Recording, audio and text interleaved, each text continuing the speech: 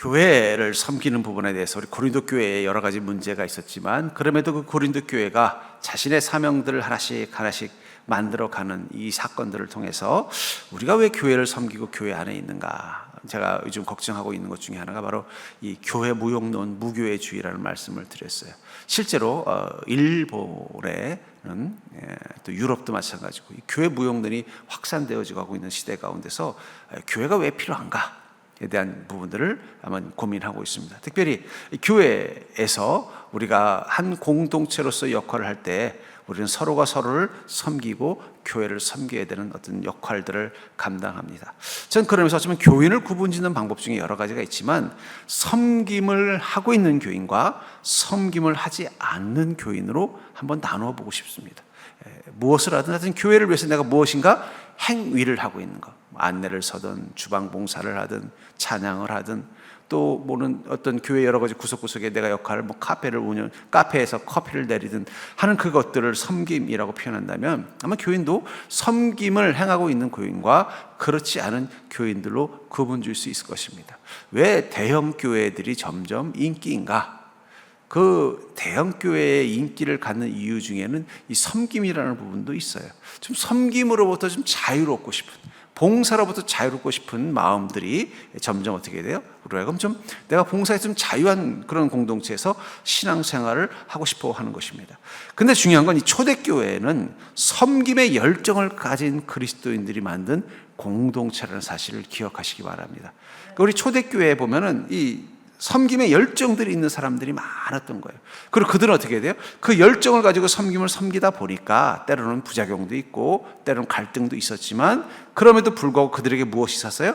섬김의 열정이 있었고, 그 열정은 교회를 그 여러 가지 문제와 갈등 속에서도 계속 성장해 나가게 만들고 회복하게 만들고 선교의 사명을 감당하게 만든 것입니다.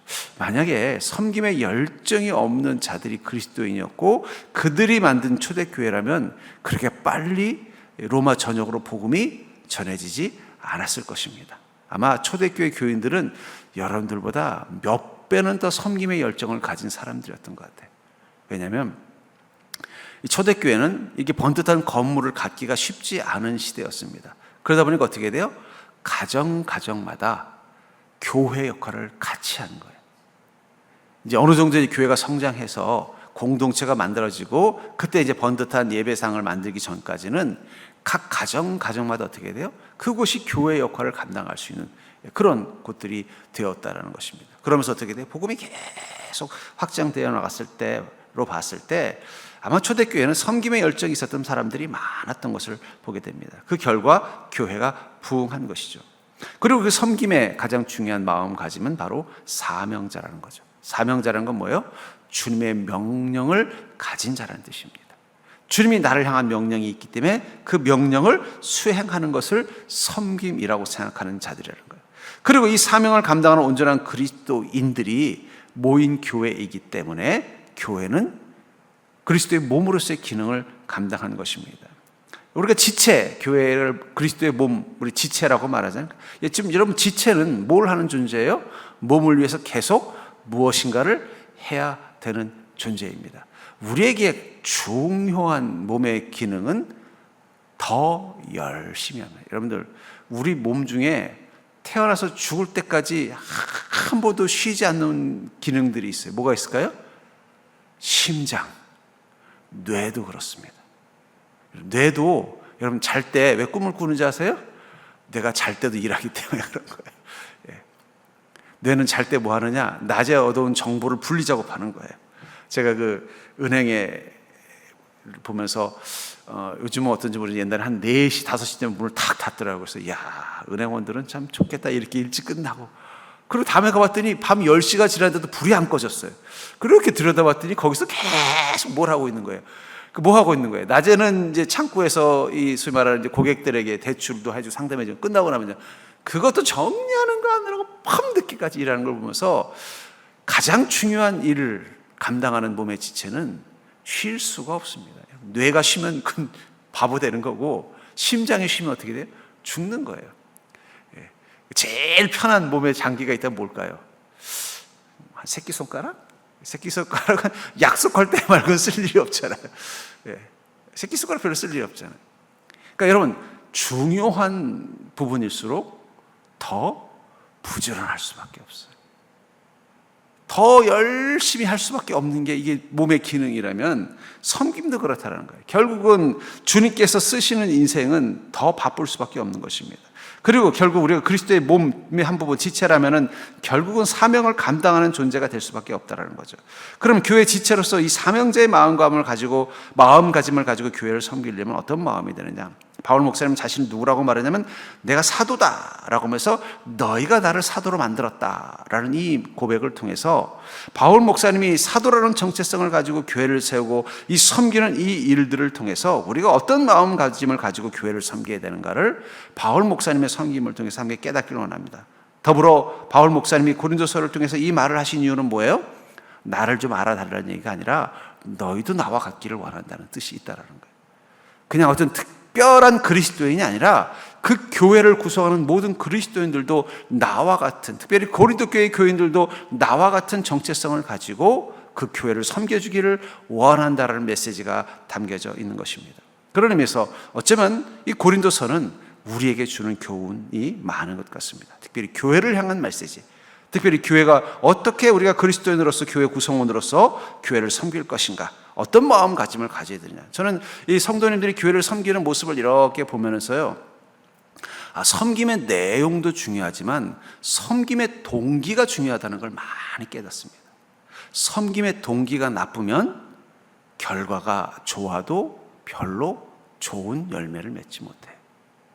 섬김의 동기가 좋으면 설령 그 결과가 그렇게 탁월하지 않아도 그것은 교회에 유익이 되고 덕이 되는 경우를 많이 봅니다. 특별히 섬김의 동기가 분명하지 않으면 섬기는 이의 그 섬김이 힘을 잃어버려요. 내가 왜 주님을 섬겨야 되는지에 대한 분명한 정체성이 없으면요, 목사님이 시켜서 하긴 하는데, 교회에서 하라고 해서 하긴 하는데, 내가 그래도 직분을 받은 자니까 하긴 하는데 이걸 도대체 왜 해야 되지? 하면서 이 섬김의 동력을 잃어버리고 방향을 잃어버리고, 오히려 그 섬김 때문에 어떻게 돼요? 시험에 들거나 혹은 교회에 대한 흥미를 잃어버리는 경우도 많이 봅니다. 그렇기 때문에 내가 왜 교회를 섬겨야 되는가에 대한 분명한 정체성을, 그 마음가짐을 가지고 섬길 때 비로소 우리는 그 섬김의 가치와 또 유익을 얻을 수 있는 것입니다. 특별히 우리가 교회를 섬길 때 가장 중요한 마음가짐은 뭐냐면 우린 사명자라는 마음가짐을 가져야 된다는 거예요. 여러분 다 한 사람 한 사람 사명자입니다. 사명자로서 교회를 섬길 때 우리는 그 섬김을 통해서 무엇을 얻느냐? 바로 섬김을 체험의 기회로 삼을 수 있다는 거예요. 우리가 주님을 온전히 섬기고 교회를 섬기면 그것이 하나의 우리에게 중요한 체험이 된다는 것입니다. 1절을 보시면 내가 자유인이 아니냐, 사도가 아니냐, 우리 주를 보지 못하였느냐, 주 안에서 행한 나의 일이 너희가 아니냐, 주님을 보지 못했느냐, 또 나는 주 안에서 행했다라고 말하고 있어요. 우리가 주님을 섬길 때, 교회를 섬길 때, 섬김의 일들을 행할 때 우리에게 주어지는 특별한 복 중에 하나가 뭐냐면 주님을 알아가는 기쁨이 있다는 거예요. 공감과 이해는 다릅니다. 공감한다와 이해한다는 것은 다르다는 걸 기억하시기 바랍니다. 우리는 섬겨야만 주님을 공감할 수 있어요. 섬김이 없이 말씀을 묵상하고 연구하는 것을 통해서는 주님을 이해할 수는 있지만 공감할 수는 없습니다. 예를 든다면 이런 것이죠. 한 여대생이 의대를 나와서 산부인과 개원을 했어요. 개원을 해서 산부인과를 하면은요, 많은 여성들이 임신을 하고 아이를 낳는 것을 옆에서 도와주겠죠. 그러면서 책도 많이 보고 수많은 여성들의 출산도 도와주면서 어떤 걸 알아요? 아이가 태어나는 거, 아이를 임신하는 거, 아이를 어떻게 양육해야 하는지 대한 많은 지식과 정보를 가지고 있을 것입니다. 그건 이해해요. 그러던 이 여인이 한 남자를 만나서 결혼을 하고 아이를 덜컥 가져서 자기가 아이를 낳아봐야 비로소 뭘 이해해요? 그 산모의 마음을 공감할 수 있게 되는 거예요. 제가 전에 섬기던 교회에 한 의사 선생님이 계셨는데 그분이 정확히 비뇨기내과인지 어딘지 정확히 모르겠어요. 하여튼 장 쪽 어디 전문인데 본인이 그만 그 분야에서 암이 덜컥 걸린 거예요. 그러니까 자기 주특기인 전공에서 암이 걸린 거예요. 그래가지고 병원에 입원해서 누워서 그 암을 치료하면서 그때서야 환자의 마음이 공감이 되더라는 거예요. 환자가 왜 저렇게 하나, 이렇게 하면 되지, 이렇게 했는데 자기가 똑같은 문제로 아파 보니까 또 그러면서 자기 이제 소위 자기가 다니는 병원에, 종합병원에 동료 의사가 이제 자기를 치료해 주니까 그 말이 어떨 때는 불편하고 어떨 때는 고맙더라는 거예요. 그래서 그때 깨달았다는 거예요. 나는 분명히 오랫동안 이 부분의 전문가이기 때문에 이해는 했지만 공감은 못했다라는 거예요. 근데 자신이 병자 그 병으로 인해서 큰 수술을 받고 나니까 이제는 환자의 마음을 공감하게 됐다는 거예요. 그러니까는 그 공감이 어떻게 돼요? 그 환자를 대하는 태도를 바꾸게 된 거예요. 그 바람에 그분이 소위 명의가 돼버리셨어요. 그냥 그 병에 대해서 이해하고 있을 때는 그냥 그 분야에서 그냥 많은 의사 중에 한 분이셨던 분이에요. 근데 본인이 정작 그 병에 걸려서 수술을 받고 동료 의사들을 통해서 치료받고 또 다른 환자들, 자신이 치료했던 환자들과 똑같은 심상에 넣어서 치료를 받으면서 무엇을 경험한 거예요? 공감이라는 걸 경험하고 나니까 그 다음부터는 어떻게 해야 돼요? 그 공감을 가지고 환자들을 접근했더니 환자들이 더 병이 빨리 낫고 환자들이 그 의사의 치료에 대해서 만족도가 높아지니까 자연스럽게 어떻게 돼요? 명의의 바늘에 올라가서 나중에 그 병원의 원장이 되셨습니다. 제가 그걸 보면서 어쩌면 우리는 예수님을 이해할 수는 있지만 공감의 단계까지 가려면 반드시 필요한 게 있습니다. 그것은 섬김이라는 거예요. 왜냐하면 우리가 하는 모든 섬김은 예수님께서 하셨던 일들을 우리가 이어서 하기 때문이에요. 여러분들, 예수님은 맨날 제자들이 해주는 밥만 드셨나요? 예수님도 제자들에게 밥을 해주신 적이 있습니다. 예수님은 제자들이 해주는 옷, 빨래 옷만 입고 그 옷만 걸치고 사역을 하셨나요? 예수님도 제자들의 발을 닦아주셨습니다. 결국은 주님께서는 병자들을 불쌍히 여기시고 치료하시고 그들을 안고 위로하시는 그 모든 일들, 처음에는 제자들은 예수님과 함께 있을 때 주님을 이해는 했지만 공감하지는 못했습니다. 그 대표적인 사건이 뭐예요? 예수님의 발에 향유를 붓고 머리카락으로 그 발을 닦던 마리아의 행동을 제자들은 이해하지 못했어요. 주님은 그게 너무 고마웠는데 제자들은 옆에서 뭐라 그래요? 저희 향유 저게 얼마짜리인데 저걸 팔아가지고 우리가 경비로 쓰면은 맨날 이렇게 싸구려 여갑방 전전하지 않고 좀 쓸만한 데 가서 목욕탕도 좀 따뜻한 샤워물도 잘 나오는 데서 다니면서 복음 전하면 얼마나 좋아. 맨날 걸어다니지 않고 나귀 몇 마리 사가지고 그 마귀 타고 다니면 고생도 덜 할 텐데 예수님 발 앞에 저걸 왜 낭비라고 그래? 근데 그때 주님은 그 마리아가 너무너무 고마웠던 거예요. 왜냐하면 예수님의 마음을 위로해 줄 수 있는 존재가 없었기 때문입니다. 그러나 부활하신 예수 그리스도를 통해서 사명을 받고 그들이 예수님이 하시던 그 일들을 감당하니까 어떻게 돼요? 그때부터 예수님이 공감되기 시작한다. 아마 그 제자들도 복음 전하면서 다니다가 이 마리아 같은 여인을 만났을 거예요. 여전히 주변에 그가 복음을 전해서 제자로 삼았던 성도들은 이해하지 못했지만 그 제자, 이 사도들을 위해서 어떤 특별한 섬김을 했던 모습을 보고 감동받을 때 무슨 생각했을까? 그때 그래서 예수님이 기뻐하셨구나. 난 그것도 모르고 예수님 원망하고 불평했네. 부끄러워졌을 것입니다. 이해와 공감은 다릅니다. 주님께서 원하는 성도, 주님께서 원하는 제자는 예수님의 마음을 알아주는 자예요. 예수님의 마음에 공감할 수 있는 믿음을 가진 자예요. 근데 그것은 언제 가능하냐? 섬김을 통해서 가능하게 된다는 거예요. 고린도후서 1장 5절에 보니까 그리스도의 고난이 우리에게 넘친 것 같이 우리가 받는 위로도 그리스도로 말미암아 넘치는도다. 우리가 주님의 고난을 우리 안에 넘치도록 받겠다라고 고백하는 그 순간 무엇이 넘친다고요? 그리스도의 위로. 어쩌면 공감이라는 건 위로일 수도 있습니다. 주님께서 이렇게 고난 당하셨구나. 그것을 깨닫는 순간 그 고난이 뭐가 되는 거예요? 위로가 되는 거예요. 내가 주님을 섬기는데 오해를 받아요. 자꾸 이상한 소리들이 들려요. 난 정말 억울한데 나는 그런 의도로 한 게 아닌데 왜 자꾸 나를 이렇게 오해하지? 그럼에도 불구하고 내게 맡겨진 이 사명 잘 감당해야 되겠다. 해서 누가 시기라든 질투라든 묵묵히 내게 맡겨진 일들을 다 하면서 문득 아이고 주님도 그렇게 오해당하실 때 얼마나 힘드셨을까, 거기까지 주님의 마음이 공감하는 지경까지 딱 가는 순간 내 영혼에 평화가 오는 거예요. 평화가. 예. 저는 이 목사의 축복이 그거라고 생각합니다. 아이고, 저는 농담으로 그럽니다. 난 주인을 잘못 만났어. 그 십자가 달리는 주인이 아니라 꽃가마 타시는 주인을 만났어야 됐는데, 주인이 십자가 졌으니 종인 나는 어떻게 돼요? 여러분, 주인이 말을 타면 종은 나귀를 타는 거고, 주인이 걸어가면요 종은 뛰어가야 되는 거예요. 십자가 지신 주인 만난 죄로 우리는 맨날 그 십자가 피를 감당하며 살아야 되는 게 얼마나 억울한 일입니까? 그래서 제가 농담으로 그럽니다. 진심은 아니고, 나는 주인을 잘못 만났어. 그냥 부처를 만났어야 됐는데, 마호멧을 만났어야 됐는데, 왜 예수님께서 내 주인이 되셔가지고 내가 이런 고난을 감당해야 하나 하다가도 문득 주님의 고난을 내가 감당하고 있다는 사실이 내 마음에 갑자기 자부심이 되는 거야. 내가 뭔데 예수 그리스도의 십자가를 내가 감히 그 옆에서 마치 구레네 시몬처럼 내가 뭔데? 그럼 그 순간 내게 있었던 이 고난을 감당하는 이 사명이 힘들고 원망스러운 게 아니라 갑자기 자랑스러워지는 거예요. 마치 6.25 전쟁터에 적군과 싸우다가 부상을 당한 우리 군인이 처음엔 그 부상 때문에 고통받았지만 나중에 어떻게 돼요? 그 전쟁 이야기만 할 때마다 내가 그 전쟁에서 승리하기 위해서 내 몸에 있는 이 흉터를 자랑으로 생각하는 것처럼. 그런 의미에서 우리는 그리스도의 고난이 우리 안에 넘치는 것이 섬김이라는 사실을 기억하시기 바랍니다.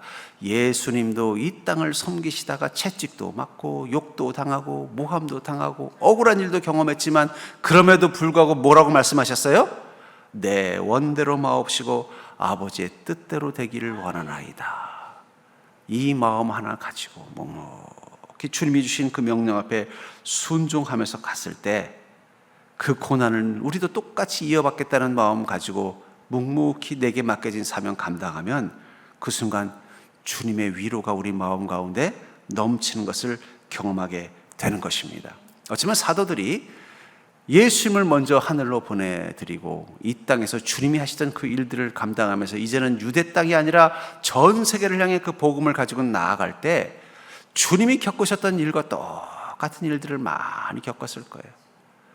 유대인들로부터 모함당하고 돌에 맞고 감옥에 들어가고 억울한 일도 당하고 병자들을 치료해놨더니 감사하기는커녕 도망가버리고 별일들을 많이 겪었을 거예요. 바울 목사님들이 이렇게 저는 이 고린도서를 볼 때마다 이 바울 목사님 책을 볼 때마다 내용도 내용이지만 바울 목사님의 마음을 묵상해 보려고 그래요.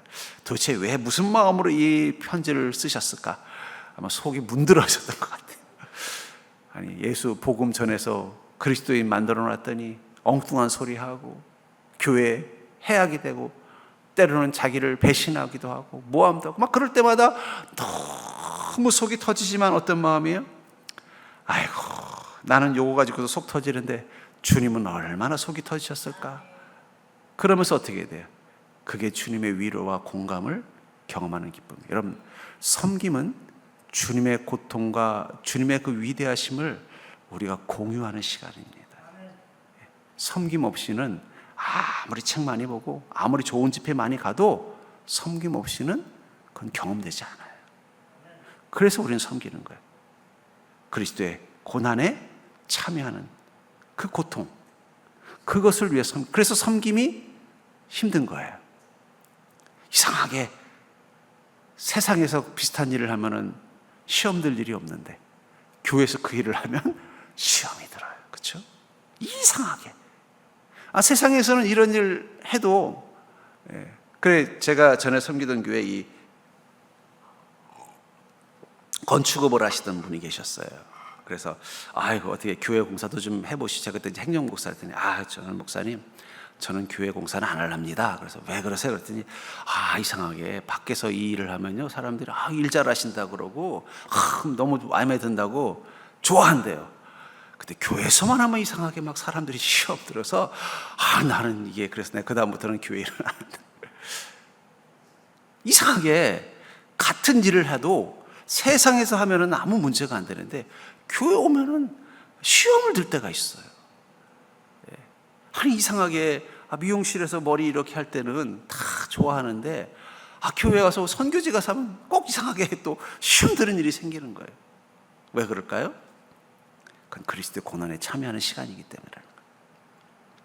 그러므로 우리가 어떤 마음가짐을 섬겨야 되느냐? 그리스도께서 하신 일을 내가 한다는 마음 가지고.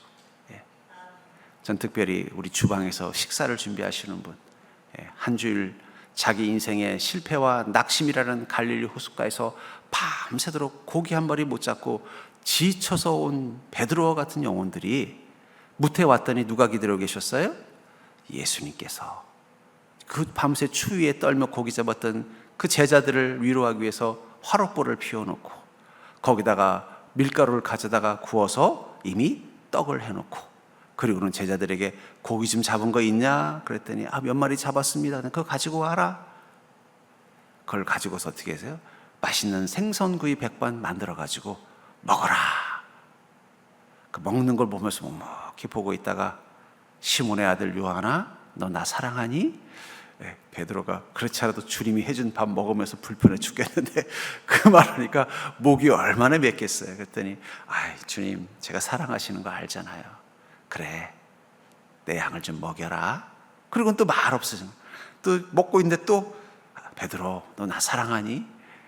또 물어보시잖아요. 저는 그 시간이라고 생각합니다. 식당에서 우리 성도님들이 밥을 먹을 때 그들은 베드로하고 똑같아요. 그 믿음 못 지키고 자기 인생의 갈릴리 호수에서 실패한 인생, 실패한 믿음 가지고 그냥 힘겹게 애를 쓰지만 별로 얻는 것도 없이 지쳐서, 그래도 교회 오면 예수님 계시다고 하니까 베드로가 예수님 계신다는 말을 듣고 황급히 배에서 뛰어내려 육지로 헤엄쳐 온 것처럼 주의 전에 왔더니 주님께서 밥 한 그릇 주시면서 너 나 사랑하냐? 그 말을 듣는 동안 지난 한 주간 또 주님 말씀 앞에 순종하지 못하고 내 인생의 갈릴리 물가에서 허우적대며 사는 내 인생 보니까 목이 메지만 그래도 주님, 제가 주님 사랑합니다. 그랬더니 주님 뭐라고 해요? 먹고 힘내서 나의 일을 감당하렴. 그 말씀해 주는 시간이라는 거예요. 그것을 주님께서 누구에게 맡기신 거예요? 주방 봉사팀한테 맡긴 거예요. 제가 우리 주방 봉사팀에게 간절히 원하는 건 뭐냐면 그 일을 통해서 주님의 마음을 경험하시라는 거예요. 왜냐하면 그거보다 더 주님의 마음을 공감하기 쉽지 않기 때문입니다. 제자들이 나중에 생의 마지막이 되어서 주님과 함께 있었던 시간들을 떠올릴 때 제일 많이 기억나는 시간이 뭘까요? 병자들을 살린 거? 죽은 나사로를 살린 거? 아닙니다. 주님이 말씀 없이 밥을 지어서 먹으면서 고생했다, 밥 지어준 거, 오셔서 발 닦아주면서 너 발에 많이 먼지 묻었는데 이거 닦기만 해. 너의 몸은 다 이미 내 피로 씻었으니 발만 닦으면 돼. 어쩌면 그게 가장 오랫동안 그 마음속에 기억되지 않았겠냐는 거예요. 제가 이 주일학교 아이들을 우리 전사님한테 뭐라 그러냐면 주일학교 아이들은 교회가 신나고 좋은 곳으로 느끼게만 해주면 된다. 말씀은 좀 몰라도 돼. 그건 세월이 지나면 다 알게 되는데, 나도 옛날에 주일학교 다녔을 때 보면 전사님이 하신 설교는 하나도 기억나지 않지만 그 마당에서 놀던 시절은 절대 잊혀지지 않아. 그걸 기억하게 해주면 된다라는 얘기를 해요. 전 그러면서 어쩌면 우리 교회에서 가장 큰 일을 하는 건 뭘까요? 세상이란 갈릴리 호수에서 일주일 내내 실패와 낙심을 경험했던 베드로 같은 사람들에게 하나님의 위로를 가장 강력하게 경험하게 할 수 있는 것, 제가 보기엔 그건 예배와 식사밖에 없습니다. 그래서 제가 식당 봉사를 그렇게 얘기하는 거예요. 그리고 그것을 감당할 수 있는 일은 뭐는 주님의 마음을 깨닫는 자만 감당할 수 있는 거예요. 왜냐하면 아이고 저 영혼들 일주일 내내 제대로 먹지도 못해서 그 마음이 커하고 공허하고, 제가 이렇게 주일날 식당에서 식사하시는 분들 보면요, 밥을 맛없게 드시는 분을 한 번도 못 봤어요. 다 맛있게 드셔요. 근데 솔직히 우리 물론 집사님들이 요리 잘하지만 어디 좋은 식당의 식사만큼 그렇게 대단한 건 아니잖아요. 근데 이상하게 교회 밥은요, 맛있어요. 저도 그래요. 국수를 먹어도 맛있고, 뭘 먹어도 다 맛있어요. 왜 그럴까요? 그것은 그 영혼의 허기심까지 채워주는 힘이 있기 때문이에요. 왜냐하면 우리는 못 느끼지만 교회에서 먹는 밥에는 주님의 손맛이 있기 때문입니다. 전 그래서 우리 식당 봉사하시는 분이 그 마음 가지고 해주시길 원하는 거예요. 두 번째, 사명제의 마음가짐을 가지고 교회를 섬기려면요, 우리는 사명을 통해서 주 안에 인침을 경험한다는 거예요. 우리가 사명을 감당할 때 나는 주님께 임침받은 자라는 사실을 경험하게 된다고 말하고 있습니다. 2절을 볼까요? 다른 사람들에게는 내가 사도가 아닐지라도 너에게는 사도이니 나의 사도됨을 주 안에서 인친 것이 너희라. 인치다라는 말이 스프라키스라는 단어를 쓰는데 이 말은 도장 찍다, 봉인하다, 인정하다는 뜻이에요. 그러니까 옛날에는 이 어떤 물건이나 어떤 곳에 꼭 도장, 편지를 하나 보내더라도 어떻게 해요? 거기다가 인장을 찍어서 보냅니다. 그건 뭘 의미하느냐? 결정됐다라는 거예요. 소유가 됐다는 거예요. 확정이 됐다는 거예요. 그래서 옛날에 이 야생마를, 제가 서부 영화에 보면 야생마를 탁 잡은 카우보이가 그 말을 끌고 와서 길을 들입니다. 길을 들려면 어떻게, 처음에 놔뒀다가 계속 길을 들이고 마지막에 자기가 올라가요. 올라가서 어떻게 해요? 막 타서 그 말이 주인을 인정하고 나면 그 다음에 하는 일이 뭔지 아세요? 인장을 찍는 거예요. 화인. 이제 이 말은 야생말이 아니라 뭐예요? 내 소유가 됐다는 걸 찍어주는 거예요. 섬김의 삶 속에서 우리가 주님 앞에 순종하는 모습을 통해서 우리는 하나님의 소유가 됐다는 걸 뜻하는 것입니다. 여러분, 섬김은 내가 하고 싶은 것을 하는 게 아니라 주님이 원하는 것을 하는 것입니다. 나를 위해서 하는 것이 아니라 주님을 위해서 하는 것입니다. 그 말은 뭐예요? 섬김은 이제 내가 누구의 것이 됐다는 증거예요? 주인이 있는 예수 그리스도의 것이 됐다라는 도장과 같다라는 거예요.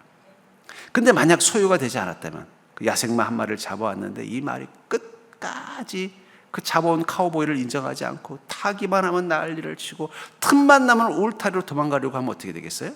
그 도장을 찍을 수 없는 거예요. 왜냐하면 그건 더 이상 내 것이 될 수 없기 때문입니다.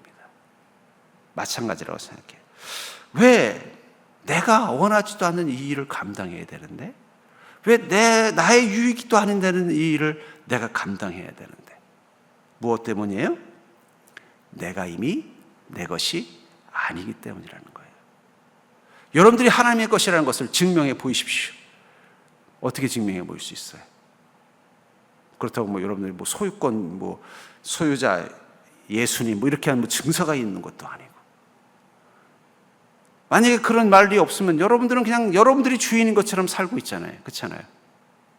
근데 정말 내 인생의 주인이, 내가 주인이 예수 그리스도라는 걸 어떻게 우리는 고백할 수 있냐는 거예요. 어떻게 증명할 수 있냐는 거예요. 우리가 증명할 수 있는 유일한 시간은 뭐예요? 사명자로 있을 때예요. 그 사명은 나를 위해서 하는 것이 아니라 주님을 위해서 하는 것이기 때문입니다. 나의 유익을 위해서 하는 게 아니라 주인의 유익을 위해서 하는 것이기 때문입니다. 그래서 로마서 14장 8절에 보니까 우리가 살아도 주를 위하여 살고 죽어도 주를 위하여 죽나니 그러므로 사나 죽으나 우리가 주의 것이로다. 주를 위하여 산다는 얘기는 뭐예요? 주님이 원하는 것을 위해서 나의 시간을 쓴다는 얘기입니다. 주를 위하여 죽는다는 건 뭘 의미하는 거예요? 주님을 위해서, 주님이 원하시는 것을 하기 위해서는 내가 희생과 고통을 감내하겠다는 것을 말하는 거예요. 그럴 때야 비로소 우리는 누구의 것이라는 증거라는 거예요? 주의 것이라는 증거가 있는 것입니다. 내가 하고 싶은 것을 한다면 그것은 주님의 것이라는 증거가 될 수 없어요. 내가 기뻐하는 일을 한다면 그것은 주님의 증거, 주님의 소유가 됐다는 증거가 될 수 없다는 거예요. 그래서 예수님께서도 뭐라고 말씀하셨어요?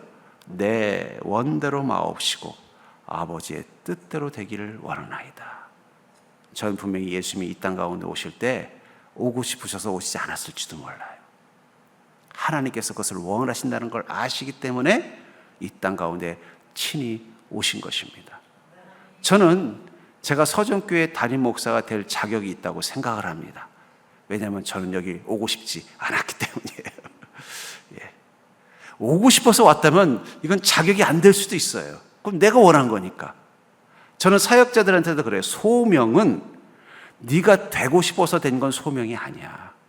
나는 하고 싶지 않은데 하나님이 하시도록 했기 때문에 해야 그게 소명인 거야. 예. 저는 확인을 합니다. 섬김도 마찬가지입니다. 내가 하고 싶은 일을 하는 것은 섬김이 아니에요. 나는 하고 싶지 않지만 주님이 하기를 원하신다고 느끼기 때문에 해야 그때부터가 섬김이 되는 거예요.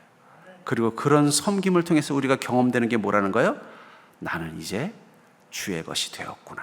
이걸 깨닫는 기쁨이 있다는 거예요. 나에게 주인이 생긴 것입니다.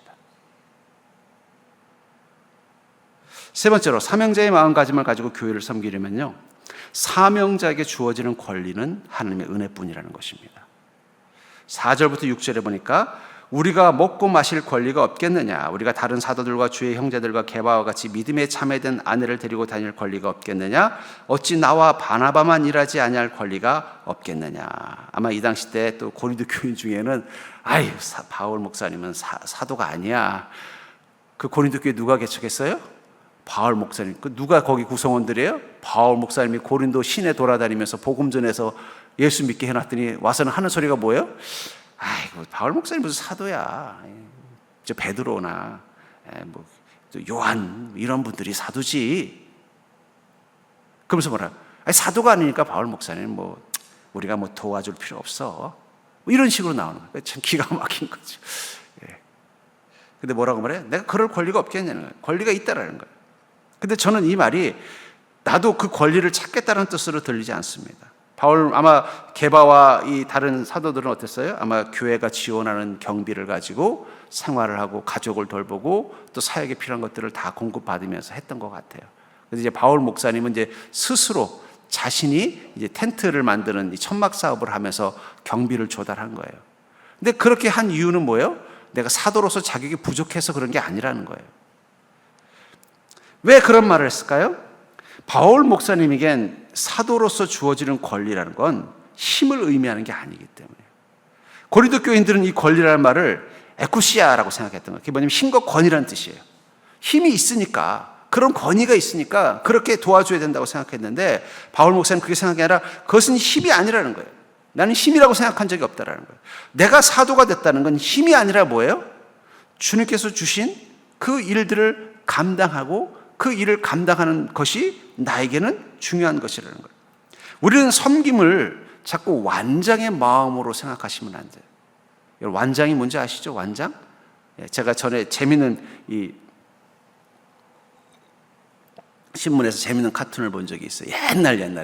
옛날에 그 고바온가 하는 그 4컷짜리 만화가 있습니다. 우리 젊은 애들은 모르는데 그 만화에 보니까 어느 날 갑자기 그 주인공이 바닥에서 이 단속이라는 이 요거를 탁 하나 주웠어요. 그걸 딱 타고 버스를 탔더니 버스 기사가 눈치를 보는 거예요. 그 당시 때 이제 버스 단속을 할 때였나 봐요. 그 눈치를 보면서 막 잘해주는 거예요. 또 식당에 갔더니 또 식당 사장이 눈치를 보고 아마 그때 무슨 뭐 주류 단속이 있어서 그 막 눈치를 보고 잘해주는 거예요.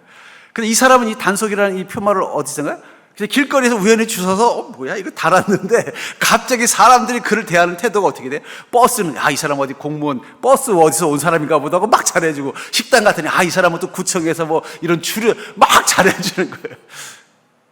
근데 그걸 보면서 이 완장이라는 게 도대체 뭘까? 여러분 우리가 주님을 섬기는 일은요 완장이 아니에요. 완장이라고 생각하니까 어떻게 돼요? 그동안 그 권리, 힘과 권위라고 생각하는 권세라고 생각하는 거예요. 그는 그걸 누릴 능력과 자격을 가진 자라고 생각하는 거예요. 근데 바울 목사는 뭐라고 그래? 사명자의 권리는 그런 게 아니라는 거예요. 사명자의 권리는 오직 하나, 하나님을 웃을 수 있게 하는 능력인 자라는 거예요. 하나님을 기쁘시게 할 수 있는 능력을 가진 자. 그것을 통해서 하나님의 은혜를 누릴 수 있는 권리. 여러분들 사명자에게 있는 유일한 권리는 하나님의 은혜를 누릴 수 있는 권리라는 사실을 기억하시기 바랍니다. 그 권리를 가진 자일 뿐이라는 거예요. 뭐 성도들에게 뭐 재정적인 지원을 풍족히 받고 이런 의미로서의 권리가 아니라 너희들을 지배하고 다스리는 게 아니라 나는 오직 주님의 기쁨을 위해서 사명자로 부름받았고 그것을 통해 내가 공급받는 기쁨은 뭐라는 거예요? 하나님의 은혜라는 거예요. 바울이 아니라 이 베드로는 부인과 같이 다니면서 또 교회들이 그것을 위해서 재정적으로 지원하고 후원한 거 그건 너희들이 준 게 아니라는 거예요. 뭐라는 거예요? 하나님이 그 일을 감당하도록 은혜를 주신 거라는 거예요. 예. 여러분 꼭 기억하십시오. 예. 목회자가 받는 페이는 성도들이 주는 게 아닙니다. 그건 하나님의 은혜가 공급되는 거예요. 예. 저는 그래서 내가 만약 종교 개혁을 한다면 모든 목회자의 이 생활 이거는 교회가 아니라 교단에서 해결하고 교회는 그냥 목회자들은 공급받지 않고 그냥 그 일을 감당함. 왜냐하면 요즘 이 목회자들 사이에 그런 게 있어요. 이 교회 목회자들이 좀 더 용감하고 소신 있게 하려면은 이 재정적인 부분에서 자유로워야 된다. 뭐 우리 교회는 안 그런데 가끔은 어떤 교회 그런다 그러더라고요. 목사님 이러면 저 월급 못 나갑니다. 이렇게 협박하는 성도도 있대요. 예. 권리라고 생각을 하는 거죠. 우리 찬양 중에 보면 나 주님의 기쁨 되길 원하네 찬양이 있잖아요. 나 주님의 기쁨 되기 원하네 내 마음을 새롭게 하소서 새 부대가 되게 하여 주사 주의 빛 비추게 하소서 내가 원하는 한 가지 주님의 기쁨이 되는 것. 우리 사명자에게 주어진 권리는 하나입니다. 주님을 기쁘시게 할 수 있는 자라는 것. 여러분 세상에 어떤 사람도 주님을 기쁘시게 할 수 있는 사람은 없습니다. 오직 주님을 섬기는 자만이 주님을 기쁘시게 할 수 있다는 그 기쁨 줄 수 있는 권리를 가진 자라는 거예요. 그리고 그 기쁨 속에 주님이 웃으실 때마다 우리 인생 가운데 임하는 게 뭐예요? 그게 바로 은혜라는 거예요. 그렇기 때문에 우리 사명자는 무엇에 집중할 수밖에 없어요? 갈라디아서 1장 10절에 보니까 이제 내가 사람들에게 좋게 하랴 하나님께 좋게 하랴 사람들에게 기쁨을 구하랴 내가 지금까지 사람들의 기쁨을 구하였다면 그리스도의 종이 아니니라. 그리스도의 종, 그리스도의 사명자, 그리스도의 사명을 감당하는 자들은 어떤 자라고 말하고 있어요? 하나님의 기쁨에 집중하는 자라는 거예요. 여러분 사명에서 가장 중요한 게 있습니다. 우리가 주님을 섬길 때 주님의 기쁨에 집중하셔야 된다는 거예요. 내가 섬기는 이 일을 통해서 주님이 기뻐하시는가 기뻐하시지 않는가가 더 중요하다는 거예요. 사람들이 기뻐하느냐 기뻐하지 않느냐가 더 중요한 게 아니라는 거예요. 사람이 기뻐하고 기뻐하지 않는 걸 더 중요하게 여기면 우리에게 나타나는 현상이 뭔지 아세요? 사람들이 기뻐할 만한 일만 하려고 해요. 섬기더라도 사람들이 오늘 집사님 최고야 이런 소리 들을 만한 섬기만 하려고 그래. 또 사람들이 기뻐하지 않으면 시험 들어요. 내가 이렇게 섬겼는데 어찌 우리 성도들은 나한테 한 번도 고맙다는 소리, 우리 목사님 수고했다는 말 한마디도 안 해. 이렇게 되게 돼 있다니까요. 저도 여러분들 볼 때마다 아유 고생하셨어요 이런 말을 하고 싶은 마음이 목구멍까지 있다가 꼭 참는 이유가 뭐냐면 여러분들이 잘못하면은 목사를 기쁘게 하려고 교회를 섬길까 봐 그래요. 우리는 누구를 기쁘게 하기 위해서라고요? 하나님 기쁘시게. 그 고민해. 내가 지금 하고 있는 이 일이 하나님 기뻐하시는 일인가? 하나님 싫어하시는 일인가? 물론 사람을 기쁘게 할 필요 없다고 해서 사람들을 힘들게 하면 하나님도 힘드십니다. 여러분들 꼭 기억하십시오. 나는 하나님만 보고 해 하면서 그냥 성도들이 뭐라고 하든 내 멋대로 하면은요 하나님 뭐라고 그러실까요? 야, 넌 나만 보는구나 그런 게 아니라 야, 너 나 좀 그만 좀 힘들게 해라. 내가 사랑하는 성도들이 다 원성이 자자하다 이럴 수 있어요. 그러니까 우리 사람들도 기쁘게 해야 됩니다. 그러나 사람들을 기쁘게 하기 위해서가 아니라 누구를 기쁘시게 하기 위해서라고요? 하나님을 기쁘시게 하는 거예요. 내가 지금까지 사람들의 기쁨을 구했다면 나는 그리스도의 종이 아니다. 바울 목사님 이렇게 고백해요. 난 지금까지 교회를 섬기면서 하나님의 기쁨이 되기만을 간절히 원하면서 살았다는 거예요. 나는 그게 섬김이라고 믿고 나는 그것을 여러분들도 배우기를 원합니다. 이 말을 고린도 교회, 갈라디아 교회들에게 바울 목사님이 말씀하고 있는 거예요. 그러면서 우리가 때로는 섬김에 지칠 때가 있죠. 봉사에 지칠 때. 그때 우리가 한번 질문해 볼 필요가 있어요. 나는 누구를 좋게 하기 위해서 그렇게 열심을 다했나? 사람을 좋게 하려고 열심을 다하면 반드시 지치게 되어 있습니다. 왜냐하면 사람들은 만족을 모르기 때문이에요. 처음에는 아이고 집사님 요리 너무 맛있어. 좀 지나면 뭐라요? 집사님 그거밖에 할 줄 몰라 이런다니까요. 그게 사람이에요. 그게 사람. 예. 하나님을 기쁘시게 하는가. 그러면요, 아 그래 나는 하나님을 기쁘시게 하기 위해서 이 일을 해야지 라고 그 결단을 하고 묵묵히 내게 맡겨진 그 사명을 통해 주님이 웃으시는 모습을 상상하면서 그 일을 하잖아요. 그럼 그 순간부터 내 마음에 무엇이 올까요? 주님의 미소가 경험되어지는 거예요. 나를 보고 웃고 계신 주님. 마치 스데반 집사님이 그 복음을 전하다 돌에 맞아 죽게 됐을 때 저 하늘을 보니까 저 하늘이 열리고 저 하늘에 하나님 우편에 계신 예수 그리스도가 자신을 보고 계시는데 어떻게 보고 계셨을까요? 웃고 계신 거예요. 얘야, 너 정말 나를 싹 닮았구나. 너무 멋지다. 그 미소를 보고 나니까 갑자기 스데반 집사님이 힘이 생겨서 어떻게 돼요? 주여 저들을 용서하여 주옵소서. 그들은 자신의 죄를 알지 못하나이다. 그 멋진 말이 어디서 왔느냐? 내가 죽을 때 이렇게 멋지게 말해야지 준비한 게 아니라 그 억울하고 힘든 사명을 감당하는 일을 하다가 누구와 눈이 마주쳤기 때문이에요? 예수 그리스도와 눈이 마주쳤기 때문이에요. 여러분 우리가 주님을 섬기다가 마치 스데반 집사님이 돌에 맞는 상황처럼 오히려 억울하고 힘들 때 있습니다.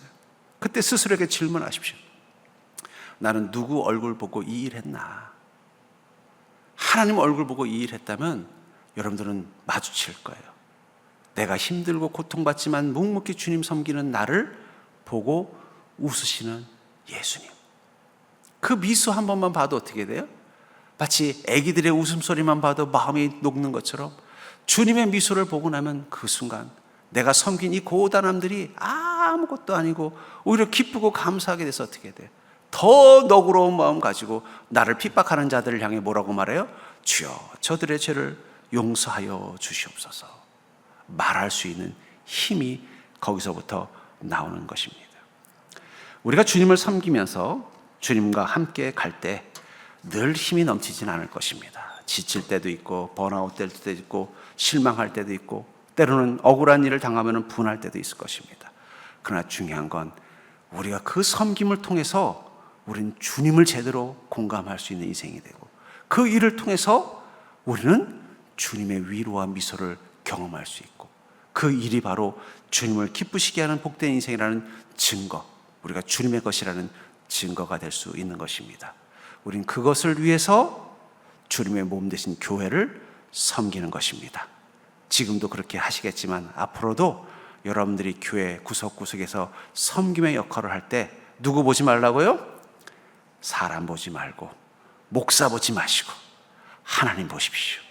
하나님이 내 섬김을 기뻐하시는지 힘들어 하시는지만 고민하십시오. 그러면 여러분들의 섬김은 섬기면 섬길수록 힘이 될 것입니다. 왜냐하면 그런 인생을 향해 하나님은 위로하시고 축복하시고 격려하실 것이기 때문입니다. 여러분 그 기쁨을 누리는 귀한 주의 사명자들 되기를 주의 이름으로 축원합니다.